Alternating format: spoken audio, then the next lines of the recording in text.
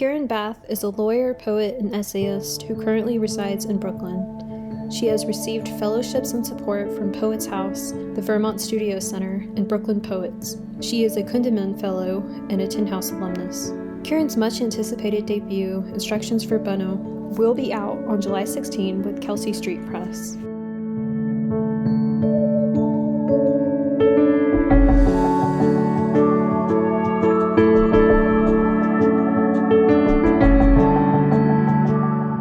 So tell me more about your background. What is your education in, and where did you get or did you go to grad school?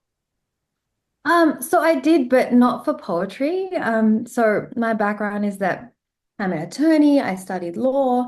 Obviously, I did all my education in Australia mostly. So I studied law school there. And over there, what they do is they make you combine it with another degree, a double degree as an undergrad.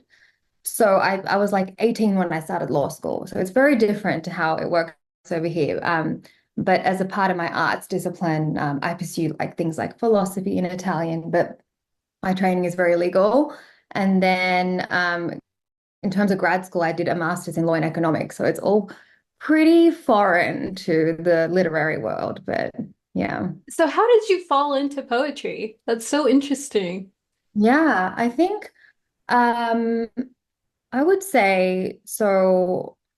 It's interesting. It's kind of like that duality of being a model minority in terms of like pursuing a career that gave me a lot of like stability and financial security and kind of, the ideas that we're conditioned with from our parents. But outside of that, I think I was always like a very voracious reader and a lover of books and poems. And I actually wrote my first collection when I was like 16 in high school, as a part of like a major work. And it was always very private. I honestly never shared my work. And then I moved to New York from Sydney about 8 years ago. And I think, the literary scene is just so vivacious here. So I just found it like very hard to avoid nurturing like the pre-existing like passion of mine for literature. So yeah, I just became much more active. And I did like a bunch of, courses and workshops and residencies and fellowships. And so while I didn't pursue like the MFA route, I think I kind of like had a more like plethora of alternative like learning to inform how I think about poetry and literature. How did you end up in New York? You might have already mentioned, but like what took you to New York from Sydney? Yeah, so I think a lot of us as Australians, because it's such a lone island so far away from everything, we are very curious about living internationally before we like really put our roots down in Sydney. So many Aussies will go to London for 2 years. And I mean, I visited New York actually for my honeymoon because I was married before. And I really fell in love with it. And then I returned again for a friend's 30th. And then I just kind of well, my husband at the time and I moved together. And I moved like through my law firm at the time. I was working for a different law firm. And yeah, that's pretty much how I got it, which is, again, not tied at all to the writing side of my life, but it's interesting. That is so interesting. So how does your law background inform your work? Uh, that's a really interesting question. I've been trying to answer that myself, and I think I would say for the most part it does not, but for certain moments it does. And I would say when that happens is certainly like being able to engage in like critical thinking and reasoning and really test the premise of what I'm trying to make out in a poem or in a book or in a project to do with a book or a poem. And I would say there's one specific moment in the book. It's called Mediation Transcript on Metaphysics, and it's completely set out as if the speakers in the poem in an active mediation, and how that would, and I kind of played with that concept in terms of them debating some ideas and themes that the book kind of circles around. So it finds its way in there, but I wouldn't necessarily say that it's like a huge influence on how I think about poems. It's interesting when it does show up.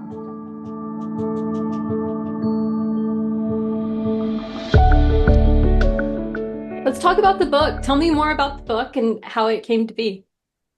Yeah, my gosh. It's interesting because I finished writing the book in 2020. So it's, I guess 4 years old in terms of the work. Uh, it was born or conceived rather when I did my Poets House Fellowship in 2019.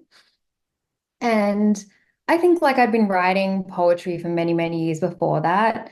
And in terms of like a first book, I noticed that, for many authors, it's quite autobiographical. And I just didn't feel like there was enough around me and my body of work to kind of come together as a cohesive collection. So I think I really just felt like the work needed to feel urgent, and I was waiting for that to happen. The work needed to feel much more expansive and beyond myself. And then the work also needed to find a way structurally to happen. So the answers to all those questions kind of came along very like organically. So my mother was diagnosed with a terminal brain tumor in 2018. And so I think that's when the work felt very urgent. And then it was just so clear that in terms of beyond myself, it really just had to be everything I'm made of. So like all of the women in my patrilineal and matrilineal lines, everything I've learned from like even women before them and across them, and contemporary to me. And then in terms of the structure and like how it was going to be put together, I think the map I got was I was in the Poets House Fellowship, and my instructor Anselm would just bring in kind of every session just a few books, and he would just pass them around and just see how students took to them or not. And Banu Kapil's The Vertical Interrogation of Strangers fell into my lap that way. And I think that particular way of exploring questions and housing, so many experiences of women, but then also inserting yourself in that conversation was just very stunningly executed. And I think like that was kind of my map for how I wanted to begin to think about how this collection could be. Can you tell me more about the title? Yes. So originally it was Instructions for the Bride. So it's interesting, like I obviously was a bride myself. I think growing up as a South Asian woman, kind of so much that we were taught to look forward to, think about, kind of, if I trace it, it all came back to the ideas of like weddings and being a bride and being an ideal, even in a very modern sense. And so, and also I think like what stayed with me is that the experiences of a lot of the women in my family and the challenges they had, or the things that, even the suffering that they endured, and beyond my family too, all kind of stemmed from this monolith, this idea of being an ideal bride, a devoutful wife, a self-sacrificing mother, etc. And so this big fiction was just looming over me. And I think I thought about, instructions being almost like an instruction manual of like a set of instructions, directions, or conditions that are imposed upon a bride, and then the poem or response itself being her experience of that instruction, her lived understanding of it. And it was always a juxtaposition, right, in terms of what we were taught and then what ends up happening. And then Banno is the Punjabi word for bride, and it just felt much more authentic to rename it, retitle it rather, to Instructions for Banno. So yeah, that's how the title came about. So do you speak Punjabi? I do. I mean, I guess it depends who you might speak to, but I can understand it at a pretty advanced level. My spoken is probably like conversational and yeah, I can't read it or write it, but it's the spoken Punjabi is strong enough, I think. Yeah. That's really interesting. In the poem Abstract, you write, these pages are in service to the possibility of revolution, to the possibility of what can she contain for herself post-instruction. Do you feel that question is answered in the book? And if so, how? Mm. Yeah, I mean, it is a really big question. And I think the abstract is trying to pose a certain hypothesis, which seems very ambitious in terms of, after we try and untangle ourselves from certain programming and conditions, what's left for us. And I think in terms of how the book answers that, it doesn't answer it actively. I think the way I would think about that is, or rather, my hope is that the voices stand on their own as proof of the remnants that are left post-instruction, and also leave, I suppose, or kind of infect enough imagination to be triggered for the reader to think about what's contained and how that particular bride or Banno is going to go forward based on that particular experience. So it's a very big question, very ambitious one for sure. Can you tell me who the speaker is in that poem? Yeah, so I mean, I suppose as you notice, so you have all of the speakers who are named, which are like the different bannos, the different brides, and then you have the poet, which is, effectively the author, interrupting as she's considering things. The abstract is kind of deliberately denounced of characterization. It's not the poet, it's not a banno. It's almost like when you read an academic text and there's like a forward of someone that's distant and almost empirical and clinical enough going into it. Because I think what happens is when the poet interruptions happen, she's trying to be very archival and like a historian, but she can't help but impose her own narrative.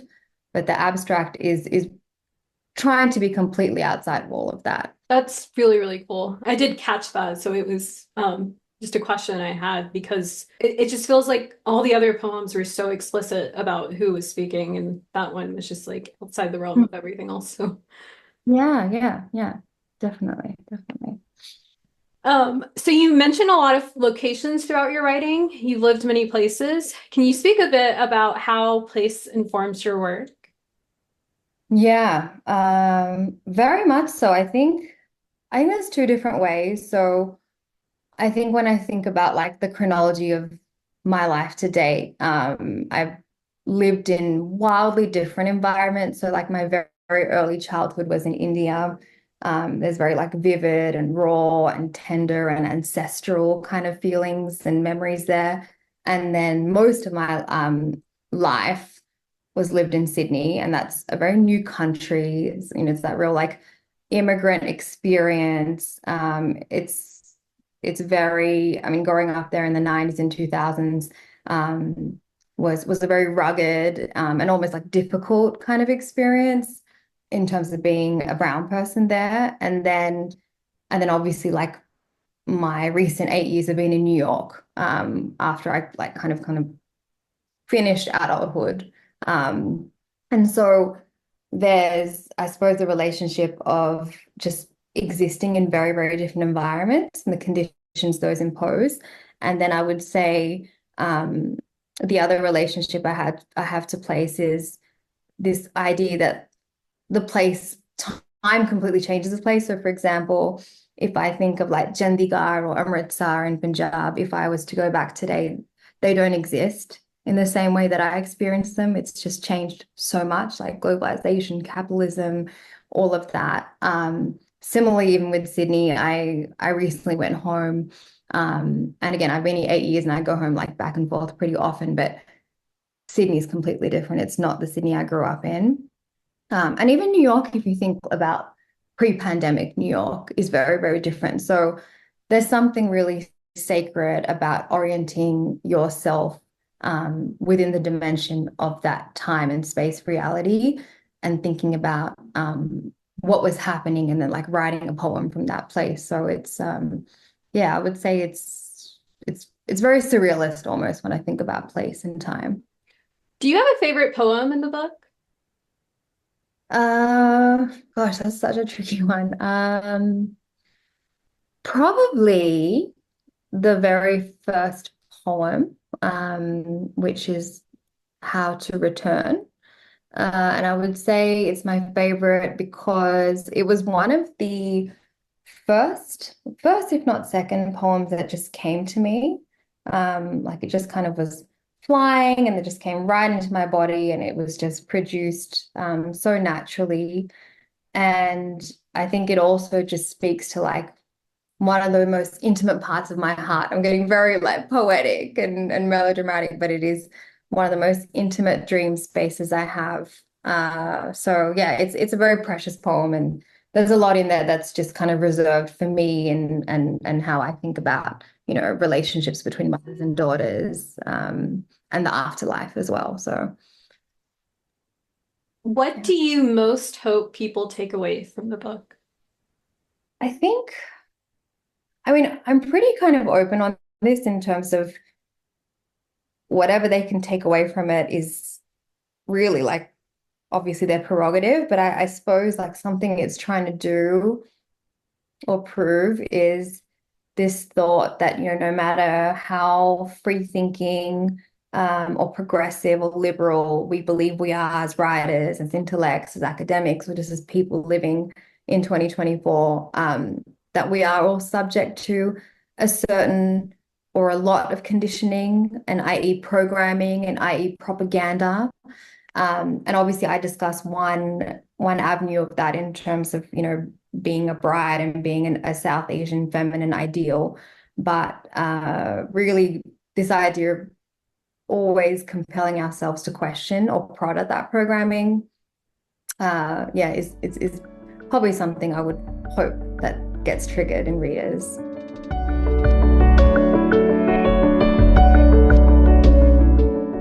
You often end poems in questions. Why is that? I didn't realize that I did that, but you're right. There's certainly many moments in the book where that happens. I suppose I find it extends the poem. So I think it forces me to imagine, and hopefully the reader to imagine, like, what is the poem's life off the page? What are the echoes? What is the poem without text? So I think, you just have the interrogatory and then it's just silence, or it's an echo of everything that came before that. And then I also find that ending with a question is a very impactful way of reeling the reader, either like to be very face to face with the speaker. I think there's at least one or two moments where the speaker asks the reader a question, or it's directed into the second person, or in the alternative when it's like a more rhetorical question or question the speaker has for themselves. It's giving the reader like a very close insight into the mind space, despite everything that the speaker knows what they're kind of left with. So I just think this is a technique. It's like very evocative. Yeah, I would definitely agree with that. There are so many moments where I would like finish a poem and just be like, wow, and have to just like sit there for a minute. So it was Oh, very effective, I would say.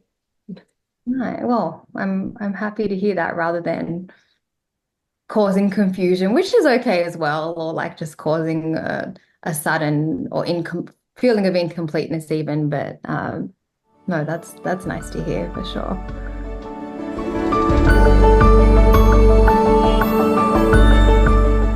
How do you manage to inhabit so many characters throughout? I felt like literally all the characters are so distinct and so rich in unique ways. And I wondered if you could speak a bit to like how you managed to do that. Yeah, I mean, first of all, I'm so pleased that they came across as distinct, because as like the singular writer, and writing in your voice, I found it very challenging. And I was very critical of myself of like, is this distinct enough? So parts of that in terms of coming up with, the different characters was very natural and easy, because a lot of them are based on real people or real women that I know, and I just know them so intimately, or my memory of them is so intimate that I could really draw just from that primal feeling. And then I would say, secondly, and I feel like this is something, Heba, that you're definitely going to relate to, but like, I think we're always perceived as a monolith, South Asian women, but like we know so different. We know how dynamic we are in terms of, even all of our mothers, kind of what they teach us and how mothers show up in different ways. How there's very different models of sisters or aunts. You can have like the very like tender, loving, spoiling aunt. You have the really critical aunt. So I think just even thinking and exploring and trying to prove how dynamic South Asian women are was important to me. And that really helped me drive and fight for that distinction across the voices too.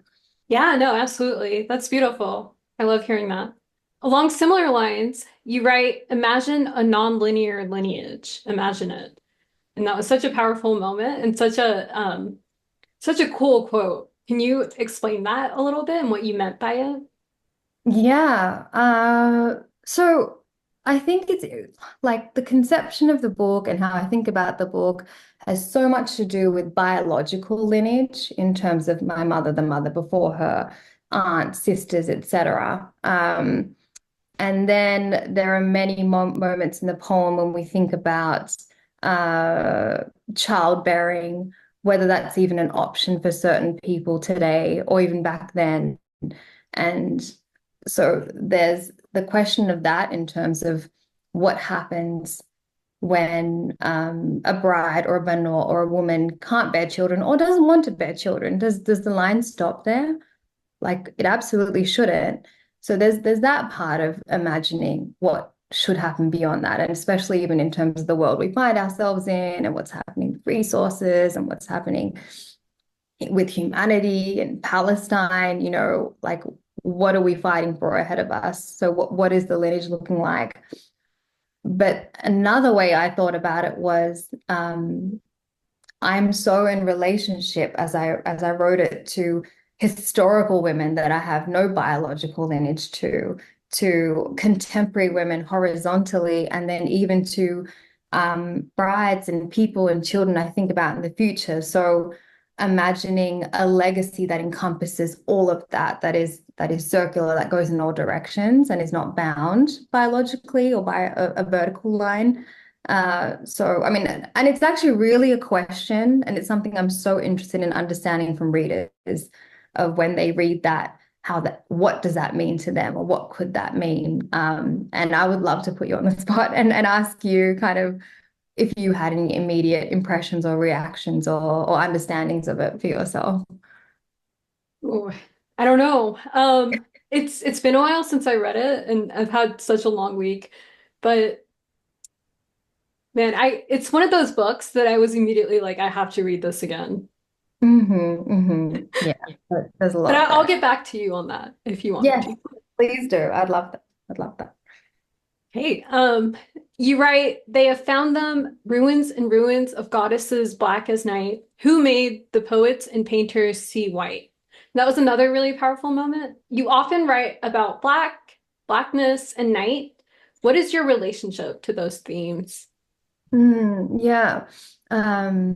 And again, it's so curious to me what stands out to different readers, because there's so much packed in there in terms of themes I try to explore, and some of them are very subtle. But so this one specifically obviously has a lot to do with colorism, but more specifically anti-blackness, which again is something I grew up with very personally. I think like you grow up listening to music, whether it's Bollywood songs, Punjabi songs, and there's all these descriptions about the fair bride and the bright skinned bride or the fair maiden, etc. And there's just so much disproportionate value placed on fairness in circumstances where the reality is, we are melanated people. So it's just kind of a wild concept. And then obviously you have the capitalist arc to what that does in terms of all of the production of these these bleaching creams, and even just kind of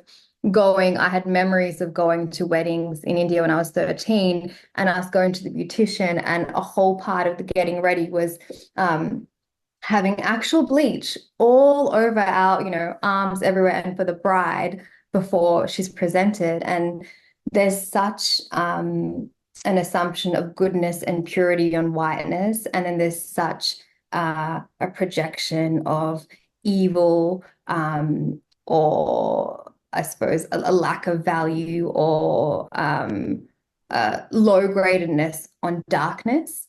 And I wanted to challenge that because it also bears out historically. If you do, there's so much research there. If you do look at the ruins of various temples and artifacts in India, and the goddesses, they are originally very, very dark, because that was a complete myth. Even if you think of some of the, I mean, I'm of Sikh origin, but obviously we grew up with a lot of influences. So even if you think of like Rama and some of the Hindu gods, and they're blue. And they're blue because they're so black. That was the idea. So, blackness should actually be attached to godliness, but we forget that so much. So, in terms of why do musicians and vocalists and painters and poets think of white and white, white, it really shouldn't be the case. Well, that should absolutely be challenged. So that's where it was coming from. And then, of course, just growing up, interestingly, I was always kind of told that I was very dark and to avoid the sun, and kind of grew up, with that typical complex that I think happens to a lot of people. So it's something I think about even now as a more like evolved person. That's so interesting. I'd never known the blue thing. Like I definitely saw the blue statues and stuff, but I didn't know about that connection. That's really interesting.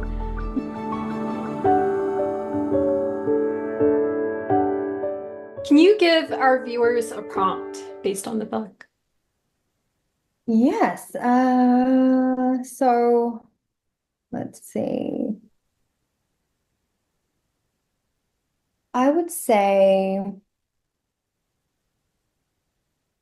I would say consider a piece of advice, and it can be a piece of advice that you reject, or that you've considered to be true, whatever it is, and then write a poem that is in response to that piece of advice and really trying to challenge it.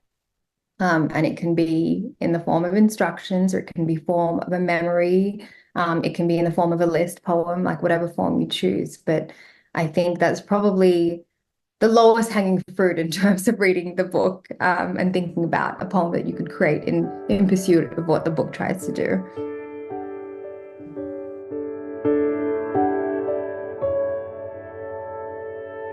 Let's talk about your writing some. Can you tell me more about your writing process?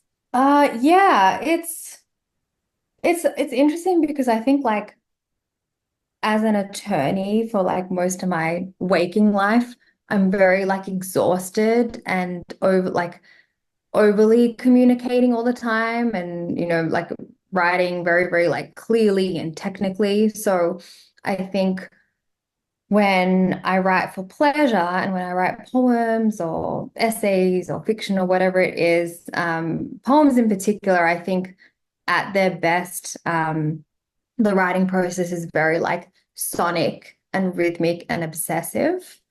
And then I think the process at its hardest is like laboring to finish and perfect the thing, or like make it into like an actual poem, which really, I would say 80% of it doesn't make it there. And what you read is the 20% that did. So yeah, I think, and my writing process is very disrupted, because I find it very hard to just force myself to write. So I think when you have like the grind, or certain like events that happen in collaboration with others, or accountability exercises, I really do struggle with them. So I think when I'm not in a writing space, I'll just read. And I think there's nothing like just reading for pleasure that helps me find my way back into writing. So I think reading is probably the most important part of the process, and it's it's what's taught me the most. I think I learned how to write poems from reading, just from reading them. Yeah. So I did notice that in some bios online, it said that you were a lawyer, and I think you just mentioned that you work as an attorney right now. Yeah, I do. Okay. So how do you balance that with creative writing? How do you find the time to write creatively? Yeah, it's challenging. It's definitely a juggle, and I think like it's interesting because on the one hand, I'm very exhausted by my legal career, but it's intellectually very stimulating. But it doesn't really speak to like, the true questions of heart and mind that I obsess over at all. And there are certainly attorneys where that does happen, and that's really exciting for them, but it's not quite for me. So I think in one way, writing is like it's sustenance in terms of being able to explore questions I have or obsessions I have. And it's really like it's not even a choice of making time for it. It's like I have to wake up at 6 a.m. tomorrow and sit in front of my laptop for 2 hours and see what comes out. And that will help me stay more focused on work as a lawyer. And then I think the other part of it is, I have a lot of creative and writer friends who their kind of day job is also connected to writing, whether they work for an arts organization or they're editors, etc. And I would actually find it very hard to do all of that and then at the end of the day or the beginning of the day also write for pleasure. So in a way, I'm kind of grateful for that contrast of like a more like kind of mundane day to day, and then like the excitement and like unpredictability of like what happens when I'm just writing for pleasure. But it's a really tricky balance, and there are absolutely like seasons and seasons where I can't write. Like I have nothing to give. And I'm super passionate as a writer, but I do feel like I live a double life because I'm also quite passionate as a legal practitioner. It's why I really haven't given it up. There's been like many stops along the road where I could just kind of give myself completely to writing and pursue that, but I haven't wanted to. And I don't know how much longer I can keep doing the balance, but it's working so far, and why not? What sort of law do you practice? Yeah, so I started out being like a litigator and antitrust lawyer, so kind of, working on really interesting investigations around cartels and monopolies. But now I work in tech. So I work inside of a company as a legal advisor, and I'm a product counsel. So I specifically work with like engineers and product designers and kind of guide them along the way of as they design and plan to like avoid legal risk or calculate it in a way that's going to be the most protective, but the most also, I suppose, uh, nurturing of what the business is trying to do. So it's definitely a much more interesting way to practice the law, I think, than how I did it years and years ago. That's really interesting. I don't interact with many lawyers in my line of work, so No, I mean, it's funny. I don't interact with many lawyers outside of work too. I think it's enough within the day to day, but they're not all so bad for sure. I also saw that you work as an essayist. How does that impact your poetry? Yeah, it's interesting, and I should update my bio because for all the essays I've written, I've published like 1%. And I think that's because I think the lawyer in me definitely influences and impacts essay writing far more than poetry. So I think what happens is like I find that when I'm writing an essay, it'll tell me like what I'm ruminating on or what I not might not be ready to talk about or have not have a fully thought out, well-reasoned argument. and so then I'll take it to the poems because there I have much more flexibility to explore things.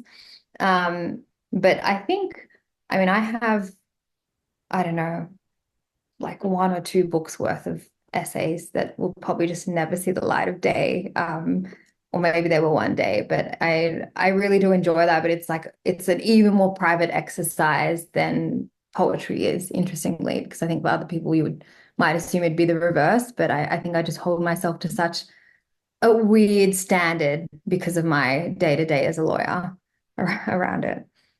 I think you already spoke on this a little bit, but can you tell me which writers inspire you and who you see yourself being in conversation with? Yeah. Oh, so many. So obviously Banu Kapil is a major one for me and one that I'm in conversation with. Banu is also my mentor. Um, and I think in connection with that, a lot of more experimental writers. Nisha Ramaya is really fantastic, Claudia Rankine. And then in terms of other poets, Robin Costa Lewis is a huge, huge influence. Arundhati Roy, always, and she's a novelist, but also a essayist and an activist. And then I do actually find a lot of inspiration from novelists. So I don't know if you're familiar with Mieko Kawakami's work. She's a Japanese novelist. But yeah, I've been thinking a lot about her work recently as well. And then in terms of authors I feel in conversation with on a contemporary basis, Morgan Parker. There's a lot of parallels between, there are more beautiful things than Beyonce, and then and how she goes about that, and kind of what I was doing in Instructions, and then Rina Shirali, who I adore and whose work I found many, many years ago. And then Tarfia Fezullah as well. Um, yeah, I would say those are probably the main three, in addition to the experimental poets that I mentioned as well.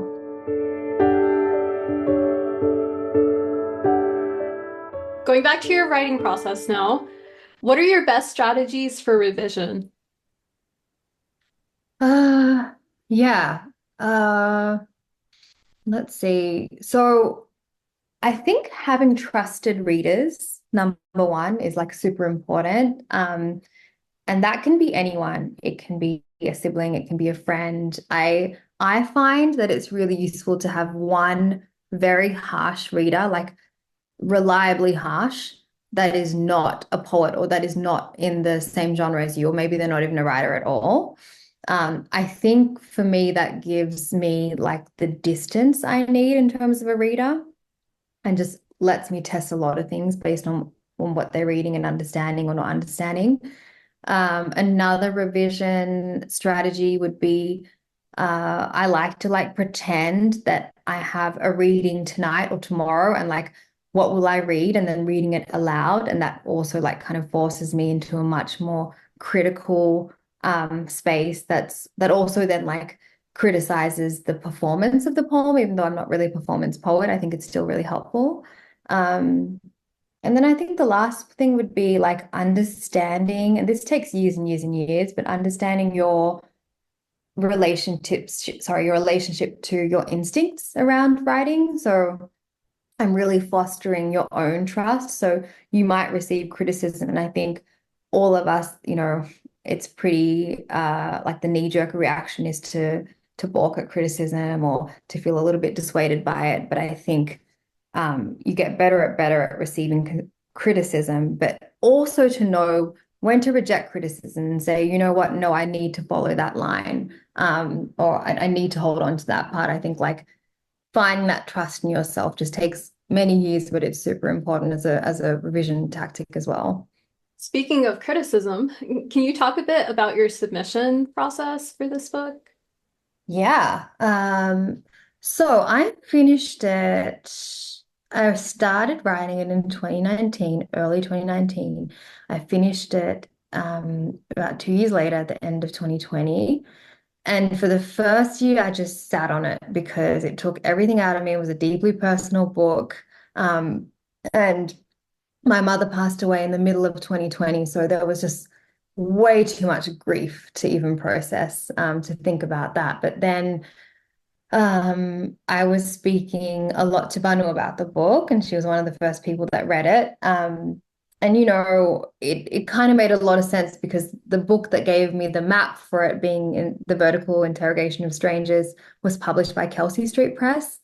So that seemed like a very natural place to approach into, and also like a trusted one for me in terms of, the care and the how they supported Banu in publishing that. So it was a cold submission. I literally just attached the manuscript and emailed it through, and it was a match. So it was really, really exciting. And yeah, and it's funny because like I think I didn't know, and probably most debut authors don't know, like the timeline between submitting and accepting and then it being published is like a matter of years in most cases.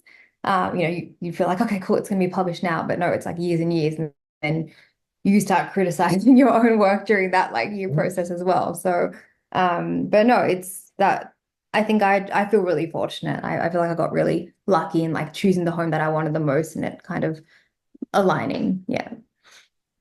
That's really awesome. It generally it seems like it's not that easy. So No, no, not at all. Not at all. And I think, and that's not to say that I've submitted like poems, whether it's from the book or older poems, and dealt with, tens and tens and tens of rejections, like my submittable being like mostly rejected and like one or two two greens. Like I've absolutely had that journey and still do.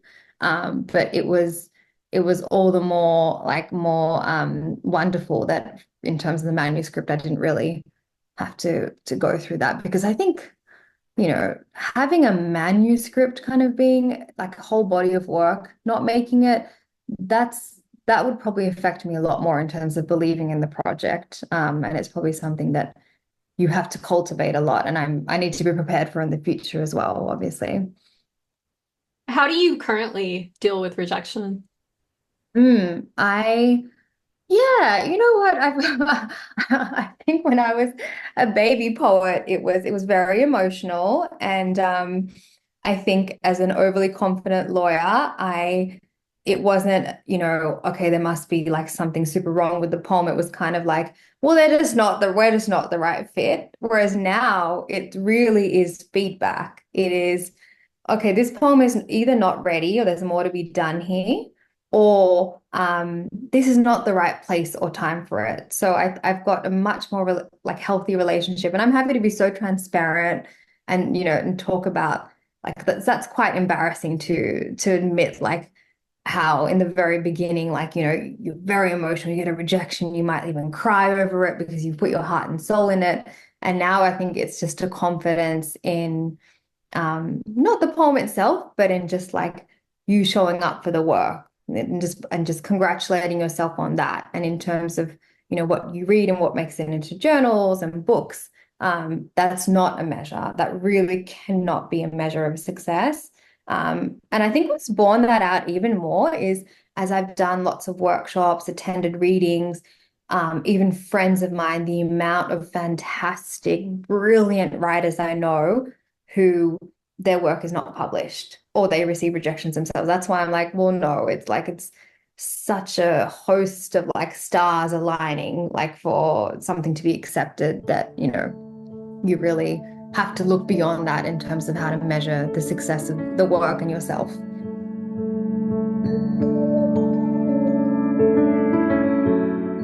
So you did receive an audience question from Megan Pinto, who was going to be a guest on the channel, I think in early September. Megan asked, what did you discover about love by writing this book? And also, like, what did you discover about marriage by writing this book? Well, firstly, thank you, Megan. I adore Megan so much, and I'm really, really excited about her debut. So it'll be great. I'm really looking forward to already hearing the episode that you have been recorded with her. And in terms of the question, so what did I discover about love and marriage writing the book? I think I think one thing is, so I feel like I used to always only associate like fragility and love with romantic love in terms of, uh, people can break up or betray one another in romantic settings, but like in non-romantic settings, it's those dynamics really quite aren't there. So it's much of a sure thing. But no, I think there's fragility in love even beyond that. So like I think even there's various moments in the book where it's a mother-daughter relationship and it's the mother's perhaps not being as maternal or loving and is being more severe and maybe for the daughter's own good. So I think it definitely taught me about the fragility of love outside of romantic love. And then I think like you know, on marriage, interestingly, it's not something I reject despite the book. It really isn't. I really believe in it, and I think it is really quite beautiful to devote yourself to one another and share a life. Um, and that doesn't have to be in matrimony, obviously, but weddings are beautiful. But I think in terms of marriage, it really made me realize how many different lives marriages produce in terms of who you enter a marriage as, if you exit the marriage, who you exited it as, if you stay in the marriage, the different lives that you live, the different marriages you have. I think that's something a lot of people will probably say. As dynamic as the brides are, is also as dynamic as, the idea of marriage is actually. But what I do explore in the book is more like the very rigid patriarchal idea of marriage. But writing the book did make me realize that there's a lot beyond that too, which is nice and kind of hopeful and leaves a lot of room for romantic partnerships too. Speaking of marriage, I saw that you were collecting photos for some project of yours. Do you want to talk a bit about that? Oh yeah, it's super exciting. I think we're trying to create like a visual accompaniment or a visual artifact that ties to the book. And I think, I don't want to give too much away, but like I think so there'll be some performance that happens and choreography in front of the camera, but I think the idea is to source a lot of like primary photographs of real brides from all over the world and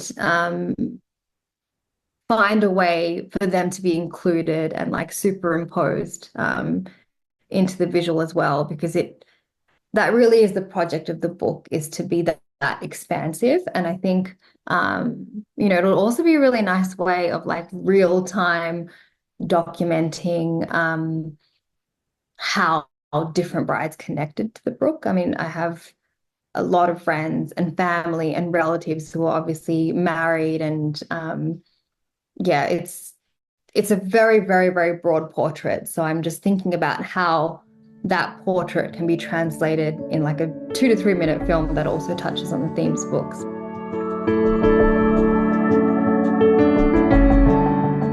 So I've asked all my questions, but was there anything that you wanted to talk about that I didn't bring up? Uh, I Not really. I think like I would, I think the one thing I've been thinking about a lot, and this is not particular to me, but I think it kind of relates back to that question of, not question, but that point I made of like the huge gap in time between when you finish writing a manuscript, when you feel ready to submit it, when it finally gets picked up, and then when it's finally published. So like so much happens between them. And I've just been thinking a lot about the writer's relationship to their work that is very old. So like, for example, when I read some of my earliest work, I find it, it's very embarrassing, or it's not evolved, or it's not immature. But there's also something really kind of lovely in a time capsule way about that. So I've just been really curious and speaking to a lot of other writers about how they wrestled with any like kind of awkwardness they feel. Because